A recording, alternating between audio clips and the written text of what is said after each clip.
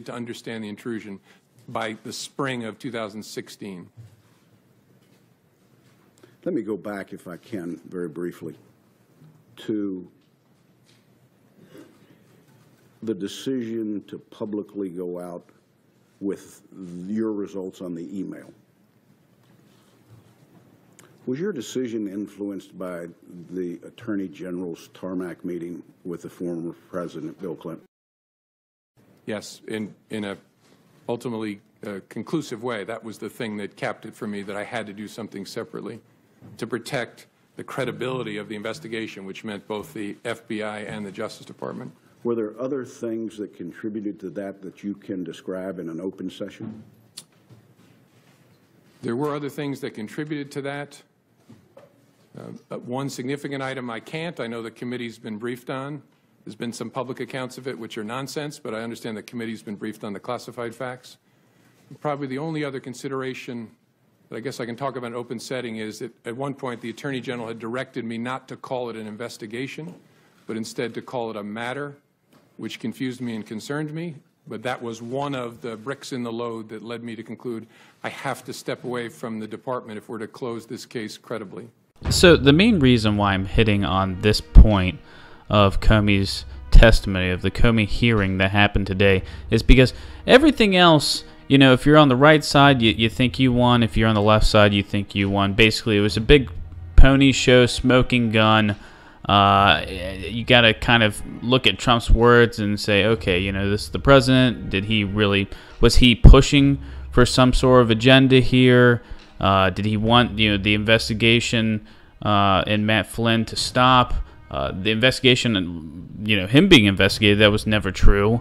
But I choose to, you know, point out this because this is most likely to not get much mainstream media attention at all because it doesn't fit with their narrative. Their narrative right now is basically to destroy the Trump administration by any means necessary, whether that's putting out fake news, taking things way out of context. We've seen ABC and CNN having to change their articles because their sources, their apparent sources, got Comey's statement wrong prior to the hearing today. But basically, in the hearing today, James Comey, he basically admitted to colluding with Loretta Lynch when it came to Hillary Clinton's email scandal, the email investigation that was going on. See, Loretta Lynch met with Bill Clinton on a tarmac in Arizona a couple days before the FBI released it. They had that big press release where basically they stated that it was extremely irresponsible what Hillary Clinton did, but technically not legal. But it was extreme. It was, you know, this was way out of left field. Loretta Lynch, at the time, the current Attorney General, met with Bill Clinton to discuss this email scandal and whether or not she was going to press charges, which she ended up not pressing charges. So then it went to the head of the FBI, which was James Comey. And now James Comey is coming out and stating that Loretta Lynch pressured him to not call it an investigation. Why? Because there was an election going on, and they knew that was going to hurt Hillary Clinton. That's why when Hillary Clinton lost, she blamed James Comey. I mean, she blamed like 90 other things, but she blamed James Comey. So we're seeing a lot of collusion going on. Like this is straight up corruption, and it's hilarious to see because the mainstream media most likely isn't going to pick up on this. After the hearing today, you go on CNN, MSNBC, ABC, NBC News. Front page is just talking about how this was a bad day for Trump. You know, who were the winners and losers of, you know, Comey's testimony today? Well, every one of them said that Donald Trump was one of the losers. This was really bad for him. But it's funny because Hillary Clinton and Loretta Lynch, you know, they're not being questioned at all by the mainstream media.